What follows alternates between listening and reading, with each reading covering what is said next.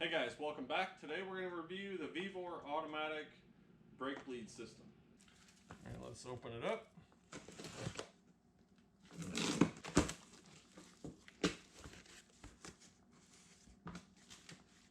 This should be all of our fittings. All the different fittings. I think that these ones, yeah, as you tighten them, they kind of smush and create a seal. Any of the ones with the blue. This kit is supposed to fit a bunch of different vehicles.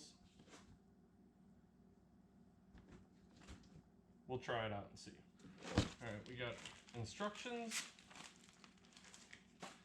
And we have our 12 volt and also our 110 or 120 volt connector here. So you can plug it into an extension cord or into the wall. This is our pump. And it comes with these two bottles. I did pay for this myself. Vevor didn't send it to me for free or anything. At the time I bought it, it was like $217 with free shipping. They estimated about 6 days shipping. It came in like 3 days. It was awesome. It showed up way early. That was super cool. So good on them for the fast shipping. We're going to use the Vevor tool to exchange the brake fluid on this 2009 Toyota Highlander. For the first step, we're going to run it dry. We're not going to add any fluid into the system. We're going to try to just create some pressure and go back there and slowly open the bleeder and see what happens. Now for the Toyota setup, I think because this has, again, push-on type cap,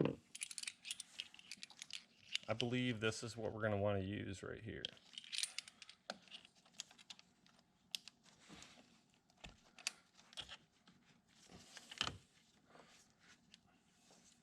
We'll try it hooked up to the vehicle's battery on the 12 volt plug, see how it does. This operates similar to any air hose fitting you've ever used. So we have power to our machine. One thing I'd like to say is we're going to run this at a really low pressure. Let's see what happens.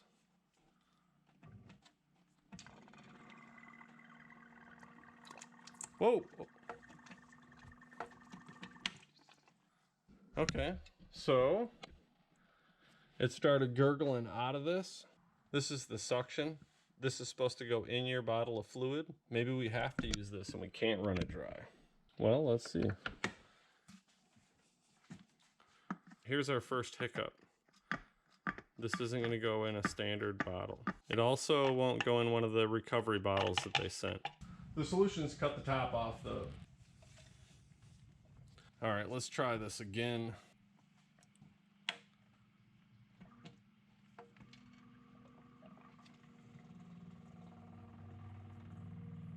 We just barely want to raise this.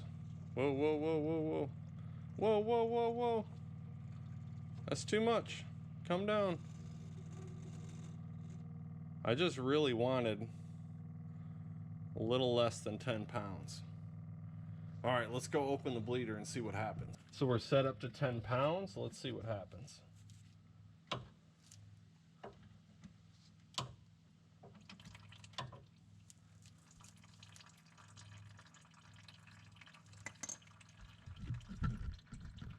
Well, that's a pretty steady stream. That would make it pretty easy. Fluid's nice and clear. All right, let's close the bleeder.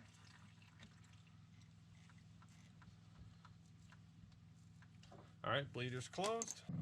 So if you can see on this gauge, we're just a little, we're probably like 8 or 9 pounds of pressure. The machine has these two different hoses.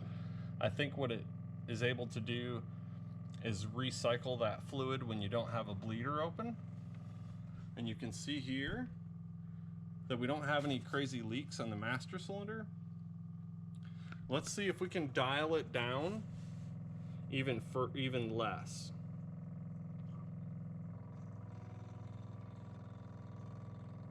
Okay, so that's probably about 5 pounds of pressure. With vehicles today and the really sensitive ABS modules and braking systems, being able to fine-tune that pressure to just even a couple pounds and just slowly push all the air out if you replace a caliper, or maybe it's just time for a brake fluid exchange, that's going to be huge. Next, we'll set it up on a newer vehicle with an electronic parking brake system. We're going to replace those rear calipers so they'll be brand new and empty, and we have to bleed the system. Hey guys, don't forget to like, share, and subscribe. It helps me purchase things like this so we can try it out and then you won't have to. I saw in some of the reviews that people were saying that the caps blew off the master cylinder and brake fluid went everywhere. If you remember back when I first started it, the pressure was real high. Maybe it'd be wise to fire it up and turn that pressure down during the first use and have it around 5 to 10 pounds, and then you can dial it up or down from there. And that way it doesn't take off at like 30 psi. And if the cap's a little bit loose or something, everything goes everywhere. Now let's run the Vevor brake bleed system on the 2019 Chevy Equinox. It has the electronic rear parking brakes. We're replacing the rear calipers, so we'll need to bleed the system. It looks like the number 16 out of our kit is going to be the best fit for the Chevrolet Equinox.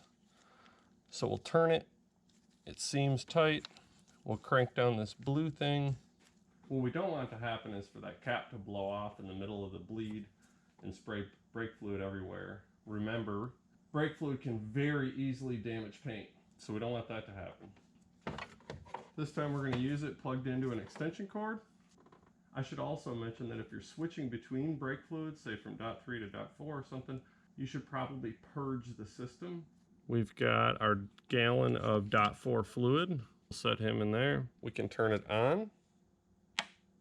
We've got our recovery bottles set up in the back. I'll show you that. Our system's all ready to go. So you can see we've got our new calipers here. We've got our recovery bottle all set up. We've tightened our new banjo bolts with new crush washers. Let's go ahead and crack this open.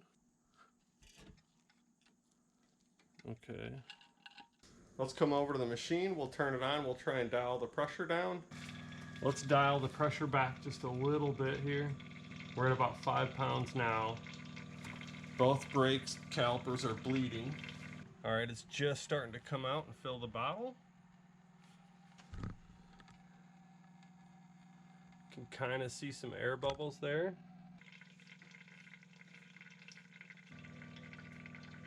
Let's bring the pressure down even lower.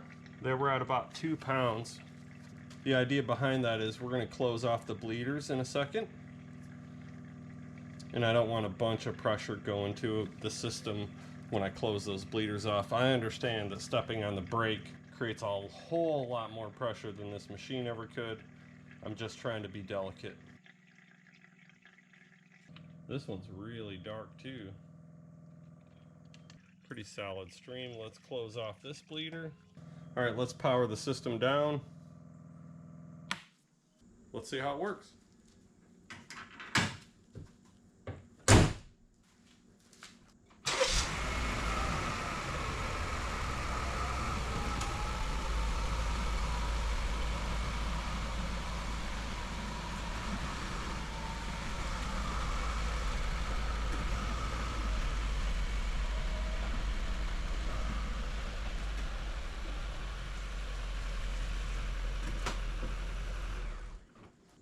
So we moved it in and out of the garage a little bit.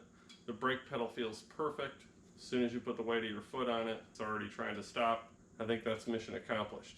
I'm extremely satisfied with this investment. Made everything super easy. No concern about getting like a soft brake pedal code or something like that. I'll put a link to it in the description and maybe pin a comment. If there's something I overlooked during this process, please be sure to reach out and let me know in the comments. Thanks for watching.